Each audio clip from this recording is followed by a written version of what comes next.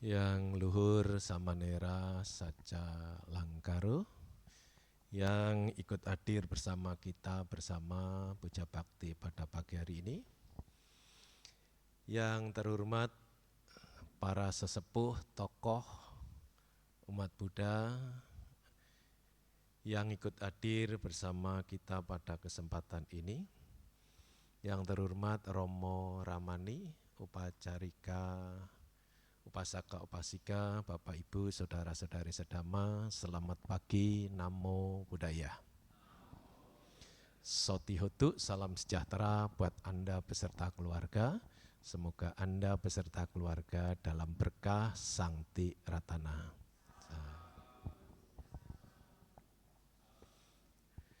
Anumodana atau ungkapan terima kasih kepada Ibu Bapak yang telah menyisihkan, mengelola waktunya, digunakan untuk bersama datang wiara pada pagi hari ini.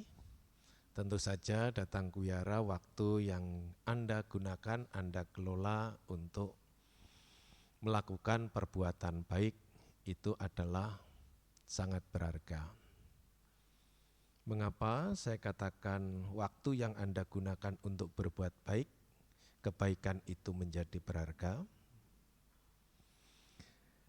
Karena esensi daripada kehidupan, inti daripada kehidupan itu terletak pada nilai bajik itu sendiri. Hal itu kita bisa ngambil referensi dalam Dhammapada Sahasawaga. Sahasawaga itu ribuan syair judulnya. Kendati hidup 100 tahun, jika kehidupan 100 tahun itu tidak digunakan untuk berbuat baik, dalam Sahasawaga itu dikatakan ternyata lebih baik kehidupan 1 hari. Tentu 1 hari ini berkaitan dengan esensi daripada kehidupan, yaitu kehidupan 1 hari yang penuh dengan nilai-nilai bajik. Nah, di sini bisa kita simpulkan sementara nilai kebajikan, nilai kehidupan itu terletak pada kebajikan, bukan pada panjangnya orang menjalani hidup. Walaupun Ibu Bapak kita berharap panjang umur. Betul Bu? Kok tahu Bante, lihat lirikannya matanya aja tahu gitu, berarti berharap. Ini canda ya, jangan sampai itu tadi. Ceramah kok melihat lirik mata segala, ya membaca suasana hati itu kan bisa terlihat, oh berarti itu setuju gitu. Jadi bukan panjangnya jalani kehidupan yang menjadi penekanannya, tetapi nilai daripada kebajikan yang dilakukannya. Maka saya mengapresiasi, menghargai Ibu Bapak menyisihkan waktu, mengelola waktunya, datang ke wihara kita gunakan untuk berbuat kebajikan. Itu sangat berharga. Satu lagi untuk menguatkan kalimat atau istilah bahwa mengelola menggunakan waktu datang ke wihara untuk berbuat baik itu sangat berharga. Satu lagi,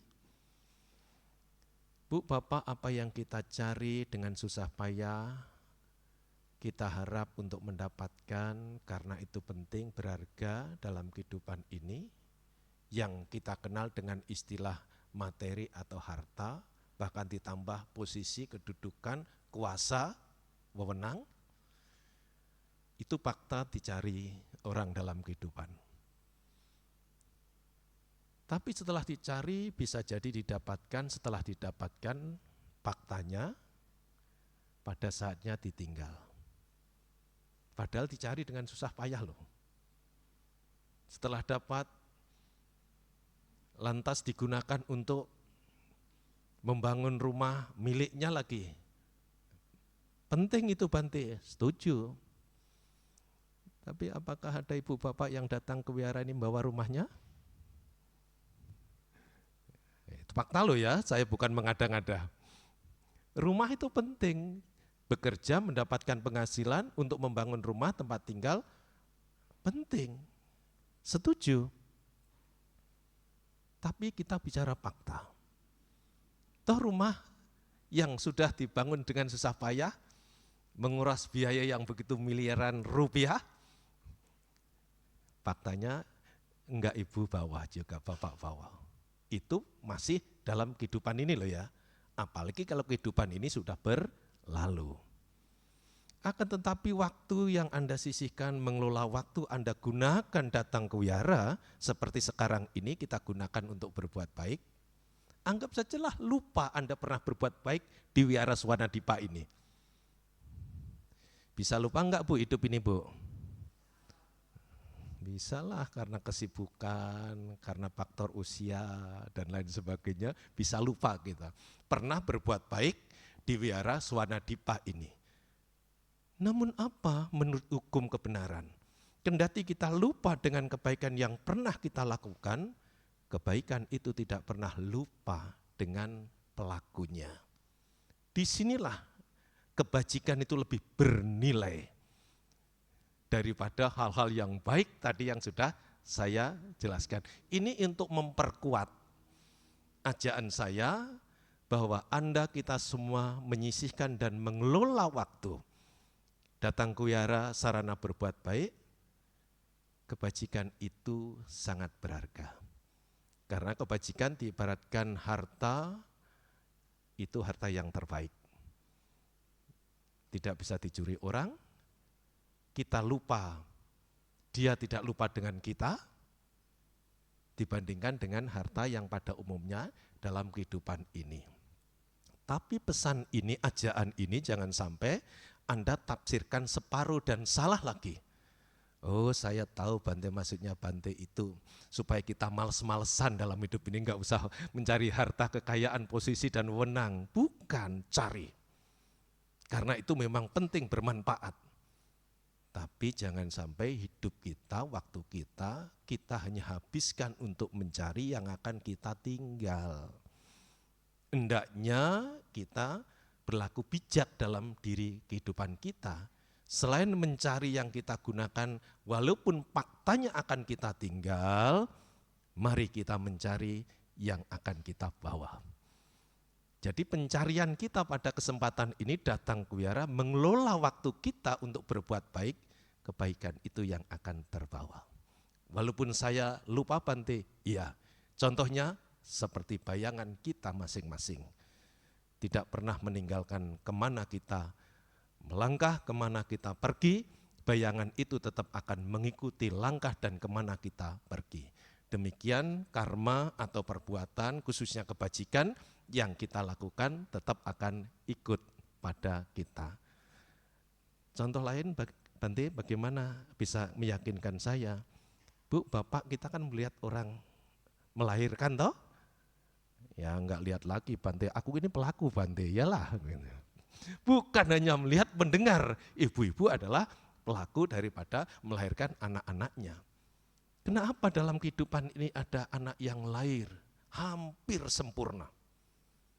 Lahir di keluarga kaya, wajahnya rupawan, belum bekerja sudah dapat rumah. Cik, kok banyak amat rumahnya misalnya?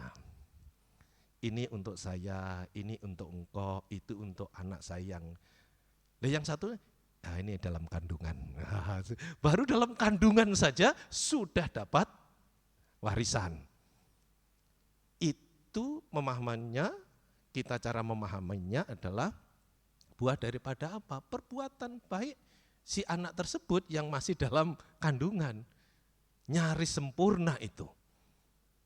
Tapi juga ada yang sebaliknya, yang serba kurang Bu. Ada tahu yang lahir serba kurang gitu? Enggak usah diceritakan lah ya, sudah paham itu. Nah, ini cuma hanya contoh.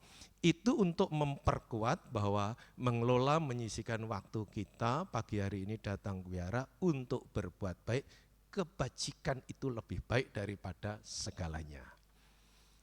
Nah hal ini saya sampaikan supaya Bapak Ibu yang sudah mau dan menggunakan waktunya untuk berbuat baik seperti ini mesti dijaga. Toh seminggu sekali. Kalau teman kita sehari 5, Itu saja bisa. Masa kita seminggu sekali nggak bisa. Setuju Bapak Ibu? Awas kalau nggak datang. Kok pakai ngancam segala, atau berarti enggak lah. Masa di wihara kok pakai ancam? Penekanan, mengingatkan supaya ya kita itu bisa mengelola dan menyisihkan waktu. Saya konsisten Bante, saya sisihkan waktu setiap minggu saya datang, tapi jangan sendiri dong.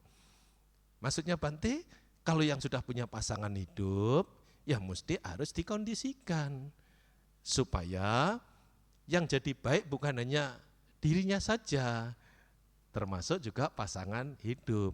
Aku sudah membawa pasangan hidup, Bante nggak pernah absen. Misalnya ada dong anak-anaknya. Lah kalau begitu Ibu Bapak, selain berbuat baik untuk diri kita sendiri, kita juga berbuat baik kepada orang dekat kita. Baik Ibu Bapak, itu pengantar. Jadi kalau waktunya ceramah misalnya 30 menit, ini jangan sampai dihitung dalam ceramah lah ya. Karena kalau dihitung ya waktunya tinggal dikit. Ya, ini baru pengantar ya. Jadi belum ceramah, pengantar mengajak Anda sekalian, kita semua supaya bisa mengelola waktu kita mau datang ke wihara untuk berbuat baik. Karena kebajikan itu paling baik. Karena pada pagi hari ini kita puja bakti khusus, yaitu puja bakti dalam rangka Magha Puja 2569 Buddhis Era.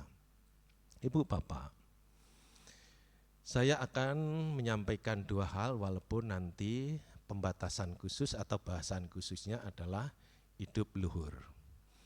Dua hal itu karena kita puja bakti Magha Puja. Yang pertama adalah kita harus kembali kepada historis atau sejarah Magha Puja itu apa. Nah, ini perlu kita ketahui. Supaya apa?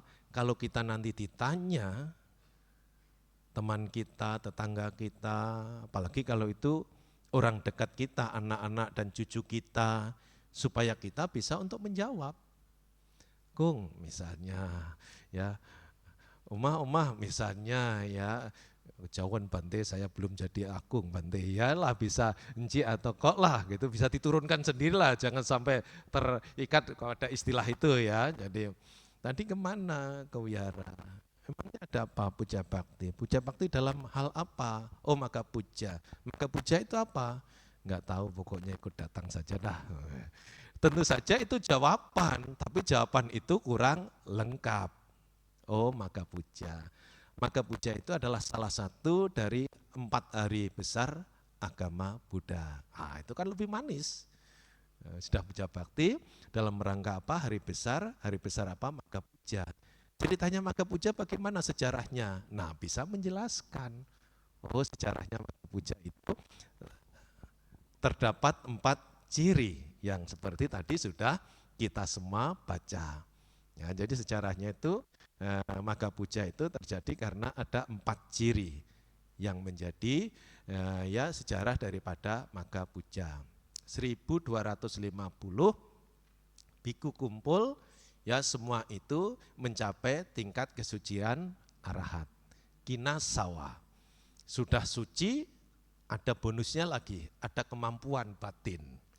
Ya, jadi bukan hanya suci saja, tapi juga mempunyai kemampuan batin.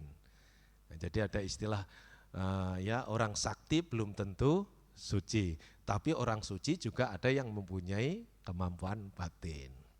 Ya, satu. Yang kedua, semua sejumlah itu ditapis langsung oleh Sang Buddha, langsung tapis langsung dengan upacara yang sangat mudah atau sederhana, ehi biku upasam pada, datanglah untuk menjadi biku. Kalau sekarang ya lain lagi, beda zaman, beda generasi, dan juga beda gurunya. Gitu. Kalau dulu kan gurunya maha sempurna, tahu. Oh ini orang bisa mencapai perkembangan. Oh tekniknya, caranya untuk mengajar dengan cara ini. Ini bisa, karena Sang Buddha maha tahu. Maka dengan ehi biku pasampada, jadilah biku. Ya, jadi itu sejarah yang kedua. Ditapis langsung oleh Sang Buddha. Yang ketiga, datang tanpa ada undangan. Lah itu kalau nggak mempunyai kemampuan khusus, sulit. Dengan kata lain kalau nggak sefrekuensi, nggak bisa datang di tempat yang sama, tempatnya jauh-jauh. Wong kita yang satu Lampung saja, belum tentu. Ada Bu yang hadir ini 1250? Ada nggak 1250 yang hadir ini? Kalau nggak ada boleh diskon. Ada 1000? Nggak ada. 250 ada? Nah itu. Padahal sudah kita undang ya, kita informasikan. Nah ini sejarah ya, jangan banding-bandingkan lah Bante, enggak lah, ini kan cerita sejarah. Lantas dihubungkan korelasinya dengan kita bagaimana, tujuannya apa? Supaya kita semangat. Ya, jadi mempunyai kemampuan karena satu frekuensi walaupun tidak diundang, datang ke tempat Sang Buddha berada. Di mana Bu tempatnya Bu? Di Weluwana. Saya kira di pantai Ananda teman-teman nih, pantai sini nih ya. Pantai sini terkenal pantai apa itu? Nanda itu apa? Ya, tempat wisata di sini loh, di Lampung itu loh. Pantai. Nanda gitu loh namanya itu loh. Kali Anda. Ya. Loh kok pada nggak nyambung ya? Ya, bukan di kali Anda ya, kali apa ya gitu ya. Tapi di Wenuwana Arama, Sang Buddha tinggal. Ya datang tanpa diundang, tapi yang keempat ini adalah di mana Sang Buddha berada dan kumpul siswa tersebut mengulang Owada Patimokkha. 4 ini bernilai sejarah. Sepatutnya kita sebagai umat Buddha ya, untuk mengetahuinya. Supaya nanti kalau kita tanya pada diri sendiri bisa menjawab, kita ditanya orang lain juga bisa memberi penjelasan yang utuh. Bukan hanya datang ke wihara, ikut puja bakti, apa sejarah daripada maka puja kita tidak mengetahui, kurang utuh. Itu satu, sudah selesai. Ya, perlu disampaikan sejarah. Sekarang yang kedua adalah makna yang harus kita dapatkan dari Magga Puja.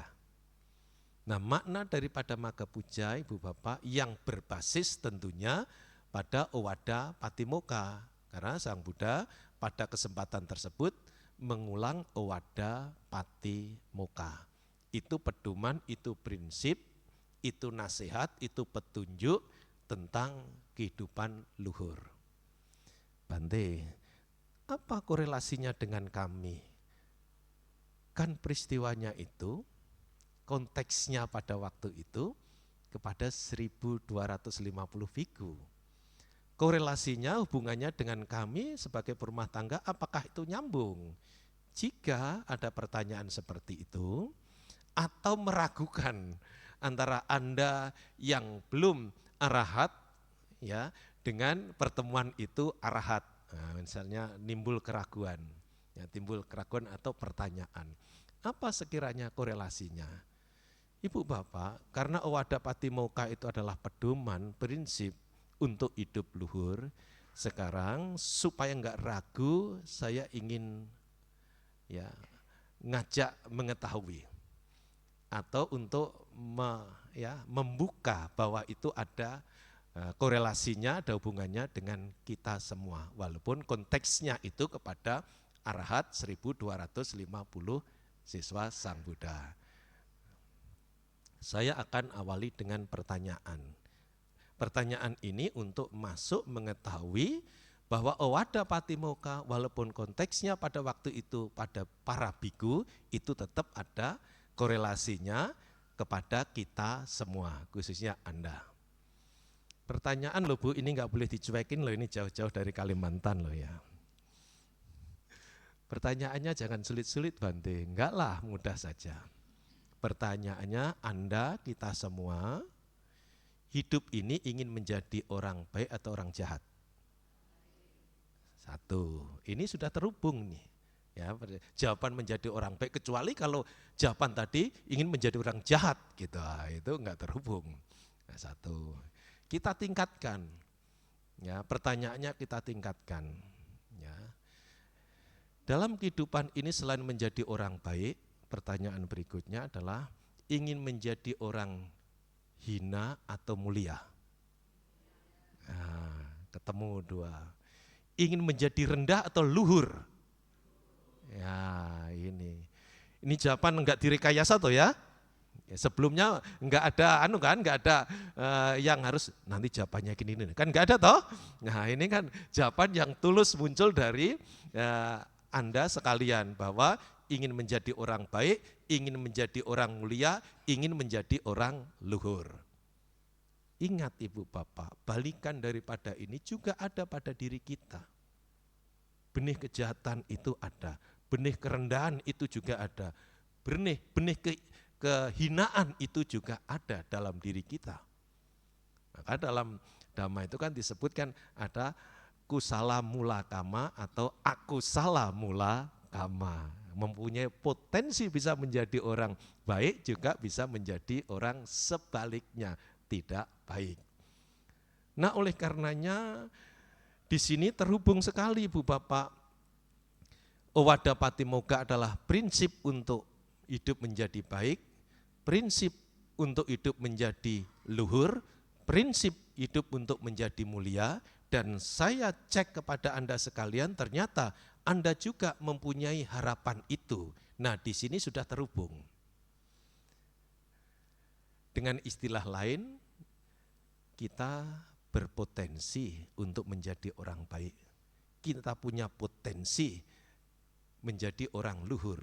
Kita berbakat menjadi orang mulia. Nah, ini perlu kita ketahui. Akan tetapi Ibu Bapak, bakat potensi itu tidak akan jadi dengan sendirinya. Itu diperlukan faktor-faktor lainnya. Faktor lainnya adalah hidup ini perlu punya pedoman. Pedoman hidup ini yang telah diajarkan Sang Buddha dalam Owada Patimokkha. Ada pedomannya, ada potensinya, pasti ada pengelolaan. Hidup ini harus kita kelola. Potensi bakat kita ini harus kita kelola. Itu juga masih diperlukan satu lagi, butuh waktu. Tidak brak-gedabrak jadi orang baik, brak-gedabrak jadi orang mulia, jadi orang luhur. Enggak begitu juga. Mesti harus usaha terus-menerus, berpegangan pada prinsip yang diajarkan Sang Buddha Owada Patimokkha, maka potensi menjadi orang baik, mulia, luhur seiring dengan waktu akan bisa kita capai. Nah, itu mesti kita ketahui, setelah kita ketahui harus kita yakini. Tidak cukup tahu, tapi kalau cuma tahu enggak yakin, itu ibaratnya mendung tetapi tidak jadi hujan. Melebu warung tidak jadi jajan, gitu loh. Ada pantunnya itu ya. Jadi kalau cuma hanya teori saja itu berarti mendung tidak hujan. Sudah masuk warung tidak jajan, tumpang pipis. Wah, kasihan ini. Jadi oh gitu toh Bante, pengetahuan saja enggak cukup. Pengetahuan diharapkan munculkan keyakinan itu yang akan bisa untuk mengembangkan potensi. Menjadi orang baik, menjadi orang mulia, menjadi orang luhur. Itu semua tergantung pada diri kita sendiri. Itu dalam syair Dhammapada 165 tentang Atawaga. Atana wa katang papang, atana sang kilesati. Atana wa katang papang, atana wa wisujati. Sudi asudi pacatang, nanyo anyang wiso daye. Oleh diri sendiri kejahatan itu dilakukan, oleh diri sendiri juga orang itu menjadi terhina atau menjadi jahat, rendah atau jahat. Oleh diri sendiri kejahatan tidak dilakukan, oleh diri sendiri orang bisa menjadi baik. Suci atau tidak suci tergantung pada dirinya sendiri. Tidak ada orang lain, makhluk lain yang bisa menyucikan orang lain. Nah, ini dalam Dhammapada Atawaga itu. Jadi kata kuncinya Ibu Bapak untuk hidup luhur, karena tema kita kan ini, Makna daripada Maga Puja adalah hidup luhur. Saya nggak usah tanya lagi karena tadi sudah itu saya pegang jawaban Anda. Ingin menjadi orang baik, ingin menjadi orang mulia, ingin menjadi orang luhur. Tapi tidak cukup ingin, harus misalnya kita memahami Owada Patimokkha, setelah memahami untuk dilatih. Ya diantaranya Kantik Paramang Tapotitika, Nibanang Paramang Wadanti Buddha, Nahi Papacito Parupagati, Samano Hoti Parang Wehi Tayanto. Lah itu satu bait. Ayo coba mulai 1, 2, 3. Mana suaranya ya? Romo, saya minta buka nih buku supaya kan seru gitu. Pada silent semua ya, ini kayak HP ya ini ya. Ya Bante sedang Buddha Bakti gitu. Ya, Kantik Paramang Tapotitika, Nibanang Parang Wadanti Buddha, Nahi Papacito Parupagati, Samano Hoti Parang Wehi Tayanto. Nah itu artinya ya nasihat-nasihat tentang apa? Tentang prinsip hidup untuk menjadi mulia, untuk menjadi baik, untuk menjadi luhur. Sesuai dengan pengharapan kita, kita punya potensi, ajaran itu telah diajarkan, tergantung kita berikutnya sejauh mana kita mau untuk mengimplementasikan ajaran tersebut dalam kehidupan kita sehari-hari. Kantik Paramang Tapotitika itu adalah Ibu Bapak ya ketahanan atau kesabaran, ketabahan, nah itu tingkatnya meningkat nih ya. Jadi ketahanan, ketabahan itu adalah cara untuk berlatih batin yang terbaik. Jadi ketahanan, ketabahan. Nah kalau kita mau ya berlatih, ya, mempunyai ketahanan atau kesabaran, ya mempunyai ketabahan, nah, itu latihan yang terbaik. Walaupun Anda sebagai perumah tangga, pakaian biasa, upasaka upasika, tapi kalau mau mengembangkan potensi diri supaya mempunyai ketahanan atau kesabaran dan ketabahan, nah itu sudah berlatih atau praktek yang terbaik. Dan itu bisa kita latih dalam kehidupan sehari-hari. Latihnya bagaimana Bante? Caranya bagaimana? Banyak caranya. Nah ini saya mau tanya lagi. Bu, Bapak hidup ini Anda ingin mendapatkan persoalan atau tidak? Itu jawaban bagus. Tidak ingin mendapatkan persoalan.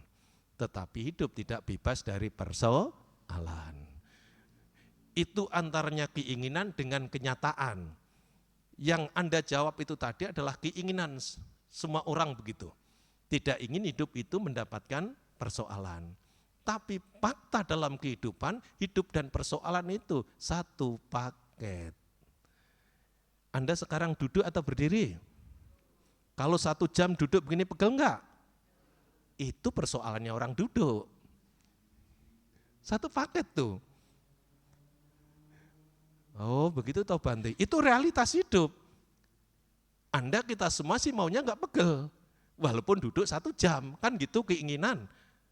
Harapan, tapi faktanya tetap pegel. Itu realitas, itu kebenaran. Jadi Sang Buddha itu sebenarnya mengajarkan realitas hidup itu sebenarnya, kebenaran itu. Tapi seringkali orang menyangkal, karena apa levelnya, pemahamannya, kejernihan batinnya belum sampai. Ya enggak apa-apa.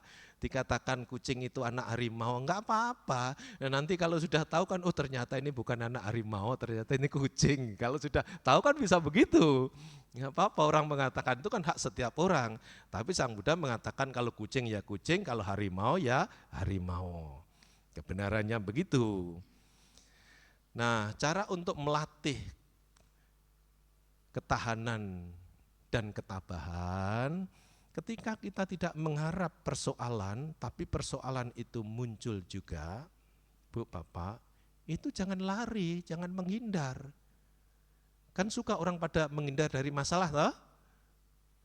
Ayo, jangan bohong loh. Nah, karena pada umumnya orang kan kalau ada masalah kan mau menghindar, toh? Mau menghindar, mau lari dari masalah itu. Bisa itu dilakukan. Itu memang disarankan orang. Pada umumnya solusi umum begitu. Kita bisa menghindar dari masalah, tapi kita tidak mungkin terhindar dari masalah. Tidak mungkin. Nah, supaya kita mempunyai daya tahan, kan ini ceritanya untuk melatih daya tahan nih. Caranya melatihnya bagaimana? Ketika ada masalah dalam kehidupan ini, jangan menghindar. Kalau menghindar tetap juga ditatangin juga. Bu, mau sembunyi di mana? Di gua, di sana ada masalah. Di hutan, di sana juga ada masalah. Kalau dengan misalnya ya orang dekatnya di rumah ada masalah, lantas di gua atau di hutan itu memang tidak akan bermasalah lagi dengan orang dekatnya, karena memang orang dekatnya itu jauh pada saat itu. Tapi di sana ada ular kobra loh, Bu. Ya kalau cuma ular kobra, ceritanya orang sekitar sana, kalau jam sekian ini hari tertentu itu keluar loh makhluk halusnya, nah, masalah lagi gitu loh. Oh, jadi begitulah Bante realitasnya hidup itu. Iya, maka dalam cerita bagaimana daya tahan dan ketabahan itu bisa kita latih ketika hidup ini, konsekuensi hidup itu, masalah itu datang. Kita harus latihan. Dengan catatan apa? Itu demi kebaikan diri kita sendiri. Kebaikan tentang apa, Bante? Supaya daya tahan kita itu muncul. Orang pada mau jadi mempunyai daya tahan, jadi kuat, tabah, tapi diajak melatih nggak mau. Lah ini kan bocengli, nggak masuk akal. Inginnya mempunyai kekuatan, mempunyai daya tahan, tapi diajak berlatih pada menghindar. Ya nggak akan terjadi. Kalau mau tahan, mau mempunyai ketabahan, ya proses harus dilalui. Yang pandai masak itu langsung lahir jadi tukang atau ahli masak? Enggak juga. Yang ahli bikin kue itu apakah lahir langsung jadi ahli tukang kue? Walaupun dikasih nama kue giok lan misalnya. Maaf kalau pas ada yang namanya ya cik kue giok lan ya, jadi ini cuma hanya canda saja ya. Namanya kayak kue apa langsung lahir jadi ahli kue? Enggak juga. Melalui proses itu loh, proses sehingga itu menjadi orang tahan dan orang kuat. Oh, jadi ketika kita bicara kantik paramang tabotitika, ya ketahanan dan ketabahan itu adalah berlatih yang terbaik untuk melatih batin menurut Sang Buddha ajaran Dhamma, yang kita mesti melatihnya. Supaya kita mempunyai daya tahan, supaya kita mempunyai ketabahan. Bante, apakah daya tahan dengan tabah itu beda, Bante? Beda. Tabah itu kelasnya lebih tinggi daripada tahan. Contohnya Bante, kita ambil contoh. Ada masalah dari kesehatan. Dengan daya upayanya kesehatan itu bisa diselesaikan. Setelah itu berlalu namanya hidup, Bu. Dan masalah itu satu paket. Setelah masalah kesehatan berlalu, masalah ekonomi. Bisa terjadi toh? Bisa. Wong itu kaitan dengan hidup, kesehatan, ekonomi. Nah, akhirnya disikapi, dipahami, cari solusi, masalah kesehatan, masalah ekonomi berlalu. Selesaikah? Belum tentu, resiko hidup. Apakah cuma hanya pegel saja kalau duduk 1 jam? Enggak. Sudah bolak-balik akhirnya kesemutan juga, kan gitu kan. Ada masalah berikutnya juga lah gitu. Karena itu kaki asli gitu loh. Kalau enggak mau kesemutan ya, kalau ditukar kaki palsu ya kita enggak mau juga. Lebih bagus kita kesemutan gitu. Begitu masalah kesehatan, masalah ekonomi berlalu, ada juga masalah berikutnya, masalah keharmonisan dalam keluarga. Nah, bisa begitu. Setelah itu semua berlalu, wah termasuk hebat Anda. Tapi hebat, kuat itu tadi mempunyai daya tahan untuk ya menerima masalah dan lain sebagainya yang berturut-turut tadi, itu belum tentu tabah. Memang tahan, 3 masalah tadi kita ambil contoh sajalah 3 masalah ya, ini kalau kita korek ini masih banyak ini masalah kehidupan gitu loh. Masalah ketuaan juga, rambut sudah mulai beruban juga, disemir sudah mulai mutih lagi. Masa Bante menyemir juga lah? Iyalah kalau bulan purnama kan saya semir. Tapi semirnya pakai silet gitu loh. Ya, nanti dikira semir beneran gitu loh ya. Jadi ya dicukur lah. Kalau dicukur kan ya, ubannya kan nggak ada gitu. Nanti kalau sampai salah nangkap dikira Biku ternyata nyemir rambut juga ya. Padahal ini canda ya, semirnya pakai silet bulan purnama kan kita cukur gitu. Kalau habis cukuran kan uban kan sudah enggak. Artinya masalah itu bertubi-tubi, ketika orang bisa untuk menerima itu, lantas itu dikategorikan orang yang mempunyai daya tahan. Ini ceritanya kan, apakah daya tahan itu sama dengan tabah? Enggak. Tabah itu kelasnya lebih tinggi. Ketika orang sudah bisa mengatasi permasalahan itu tadi, dia tenang, damai, tentram, itu tabah. Sudah kuat dan tabah, mempunyai daya tahan ketika sentuhan masalah bertubi-tubi itu datang, masalah kesehatan, masalah ekonomi, masalah keharmonisan, dan sampai masalah rambut beruban tadi gitu loh ya. Misalnya itu sudah berlalu semua, dia bisa mengatasi itu, orang tersebut adalah orang yang mempunyai daya tahan. Kalau tidak ada catatan, catatan maksudnya Bante, hati kecilnya tidak bergumam. Aduh, karma buruk apa saya ini? Nah, itu kan mungkin nggak kedengeran orang. Nah, itu yang dengar adalah dirinya sendiri, hati kecilnya ngomong begitu. Masalah kok bertubi-tubi dari kesehatan, dari ekonomi, dari keharmonisan, sampai misalnya kalau bercermin ini ke uban semakin banyak gitu. Lantas itu menggerutu dalam hati, itu catatan itu. Karma buruk apa saya ini? Pantas kata orang pintar tahun ini saya ciong. Misalnya begitu catatannya. Tahan tetapi tidak tabah. Jadi kalau tabah tidak ada catatan itu tadi. Kalau benar tahan dan tabah itu, dia enjoy saja itu dengan persoalan. Enggak lari juga, karena lari dikejar juga. Wong yang bawa masalah itu bukan lokasi tempat kita, yang bawa masalah itu adalah konsekuensi daripada eksistensi kita hidup di dunia. Jadi ketika itu kita jadikan edukasi diri kita untuk berlatih, maka yang namanya ketahanan, ketabahan itu akan tumbuh berkembang. Ketika ibu bapak dalam keseharian bisa mempraktikkan itu, maka Anda kita termasuk orang yang berlatih dengan cara yang terbaik. Supaya ketabahan, ketahanan itu tumbuh berkembang dalam diri kita. Lah nanti kalau saya sudah tahan, sudah tabah Bante, apakah enggak ada masalah Bante? Jika pertanyaan itu muncul, misalnya, kalau saya sudah berlatih Bante sesuai dengan ajaran Sang Buddha, saya praktekkan, saya mempunyai ketahanan akan permasalahan hidup, saya mempunyai ketabahan akan masalah hidup itu.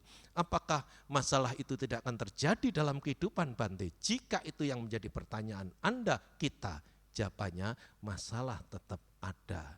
Tetapi masalah itu tidak akan bermasalah lagi bagi orang yang sudah mempunyai ketahanan dan ketabahan. Tetap ada masalah tapi tidak memasalahkan masalah itu. Selesai, damai dengan masalah itu sendiri. Bu, Bapak, kita sudah damai dengan masalah belum? Ini pertanyaan loh ya, jangan dicuekin loh. Bu, Bapak, Anda, kita semua sudah damai dengan masalah belum? Masih lari dari masalah. Bukan hanya lari dari masalah, masih menjadi sumber dari masalah. Itu yang harus kita kenali. Kita ini masih alergi atau masih menghindar kalau muncul masalah. Kita jujur begitu. Sudah begitu dari dalam masih jadi sumber dari masalah. Oleh karenanya kita tidak termasuk yang kumpul pada bulan Maga di Weliwana 1250 biku. Kita tidak menjadi bagian dari sejarah tersebut. Kita membaca sejarah tersebut dan kita ambil makna ini pelajaran. Karena yang kumpul itu adalah orang yang sudah baik, sudah mulia, sudah luhur. Kita bisa ngambil pelajaran itu. Bisakah kita Bante? Bisa, karena kita punya potensi. Bisakah Bante potensi itu berkembang? Bisa, karena ada prinsip yang diajarkan Sang Buddha, yaitu Owada Pati Mokkha. Di antaranya yaitu tadi Kantik Paramang Tapo Titika. Ini baru satu bait syair loh, bukan kelompok loh. Tadi kan kelompoknya ada 4. Kantik Paramang Tapo Titika, Nibanang Paramang Wadanti Buddha, Nahi Papacito Parupagati, Samano Hoti Parang Wehi Tayanto. Itu satu kelompok. Maka kalau 4 ini semua dibahas, sampai jam 12 baru satu kelompok.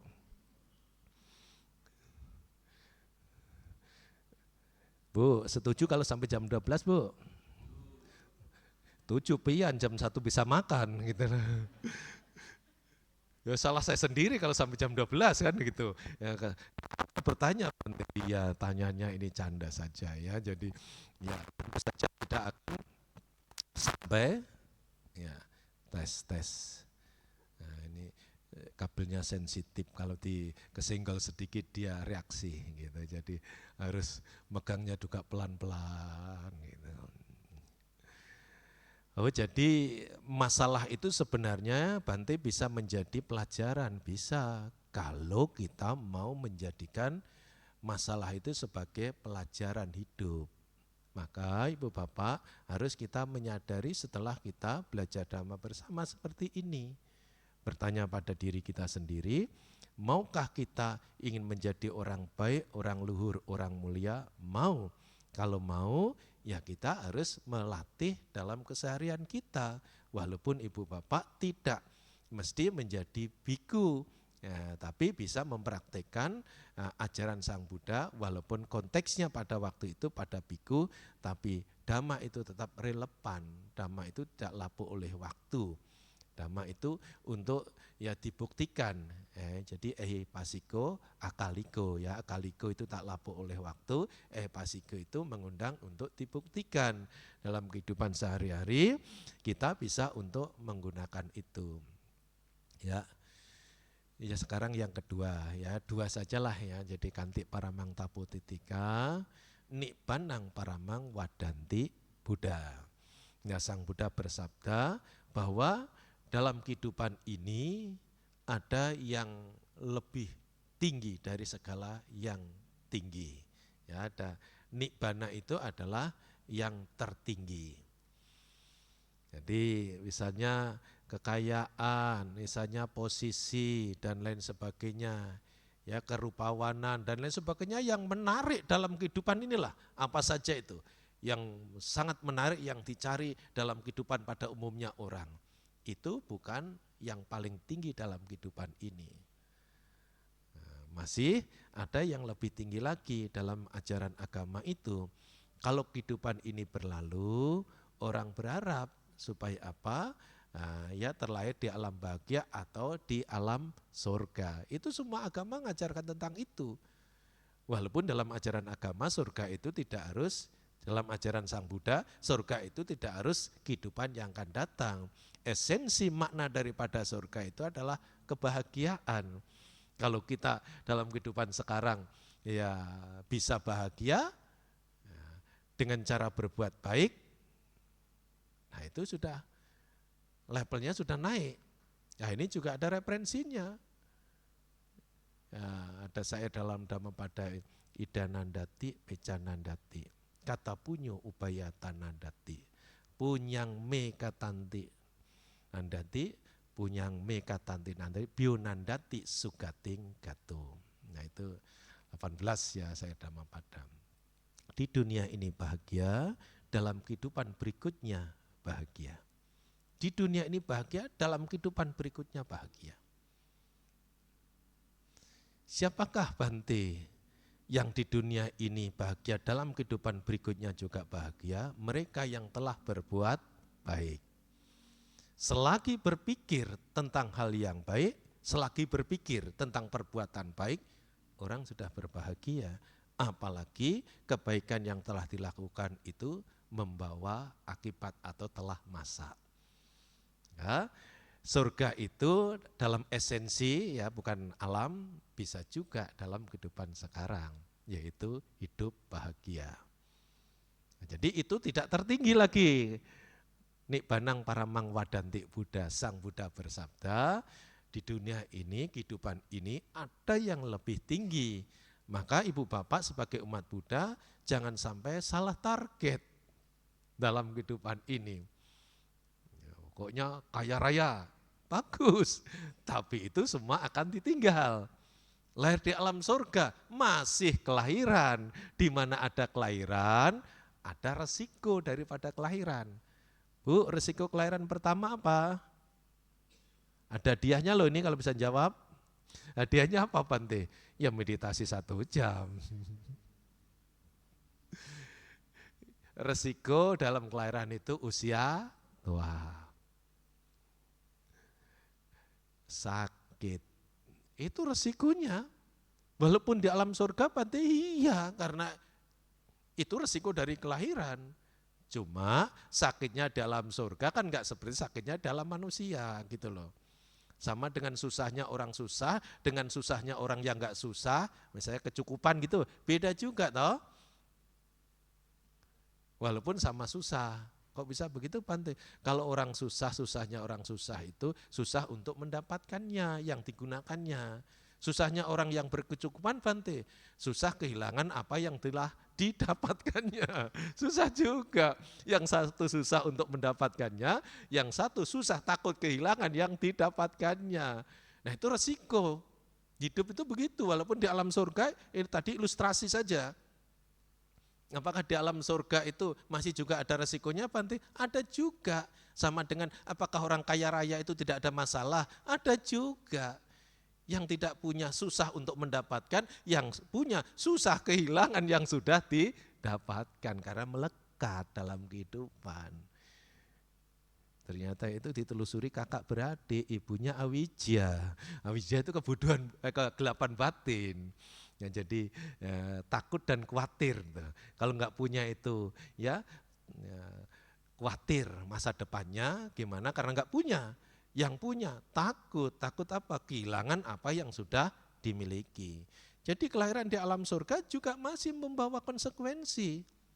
Maka sebagai umat Buddha setelah belajar Dhamma, Nibbana paramang wadanti Buddha, Sang Buddha menyatakan Nibbana itu yang tertinggi supaya kita punya target ke sana. Apakah bisa Bante seperti kami ini untuk mencapai ke sana? Bu, Bapak, bicara potensi kita punya, bicara pedoman hidup telah diajarkannya.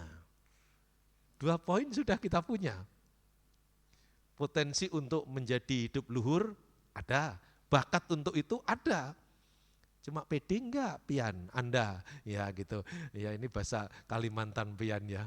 Ya jadi Anda kita yakin enggak, punya keyakinan enggak dalam belajar Dhamma itu kan harus punya keyakinan. Gitu. Kalau enggak punya keyakinan ya mendung tapi tidak hujan tadi. Punya pengetahuan tapi tidak melangkah, itu enggak punya keyakinan. Ya, jadi begitu targetnya Nibbana, Anda jangan kecil hati. Target itu mesti kita miliki. Saya mempunyai tujuan dalam kehidupan ini supaya terbebas daripada kelahiran. Karena mencapai Nibbana itu tidak akan lahir kembali. Kematian bisa terjadi, tapi kematian tidak membawa kelahiran kembali. Jadi nggak ada orang yang tidak mengalami kematian, tetapi pada saat kematian ada yang tidak lahir kembali. Yang tidak lahir kembali itu yang sudah selesai tugasnya. Kalau di alam surga pun tetap juga akan mengalami konsekuensinya. Maka begitu Nibbana paramang wadanti Buddha, harus ingat itu merupakan yang tertinggi sebagai tujuan cita-cita kita umat Buddha. Caranya bagaimana? Kalau kita berbuat baik, khususnya ya berbuat baik, itu hendaknya disertakan ketulusan. Kalau kita nanti bisa tulus, ya, padamnya keinginan, kita melakukan dengan kesadaran suatu saat. Kalau sekarang kan kalau kita berbuat baik itu kan pasti masih ada embel-embelnya. Ingin ini, ingin itu dan lain sebagainya. Itu perbuatan baik yang masih disertai dengan keinginan. Nanti suatu saat kalau kita bisa berbuat baik, hanya kebaikan itu sendiri, tidak ada keinginan dan ambisi apapun, nah itu jalan untuk mencapai kepada keluhuran. Nah itu perlu dilatih. Tahapannya kalau dilanjutkan ada juga sabapa pasa karanang itu kusalasu upasam pada sacita pari oda panang etang Buddha naksa sanang. Nah, itu prinsip berikutnya dalam ini. Nah, jadi nik panang paramang wadanti Buddha itu sebagai prinsip tujuan daripada kehidupan yang harus kita ketahui. Bahwa dalam kehidupan ini tidak hanya menjadi orang kaya, orang sehat, orang punya pengaruh, tidak hanya terlahir di alam surga, tapi kita mempunyai tujuan untuk mencapai nibbana, bebas daripada punarbawa. Saya kira cukup Ibu Bapak, saya lihat jamnya sudah jam 11, siapa tahu jamnya ini kecepatan gitu ya. Ya semoga apa yang saya sampaikan ini bermanfaat. Sejarah Magga Puja dan makna daripada Magga Puja telah kita ya diskusikan bersama. Semoga tidak hanya tahu akan sejarahnya tapi bisa mengambil makna, yaitu hidup menjadi luhur, menjadi baik dan menjadi mulia. Terima kasih atas perhatiannya, semoga semua makhluk berbahagia. Sadhu, sadhu.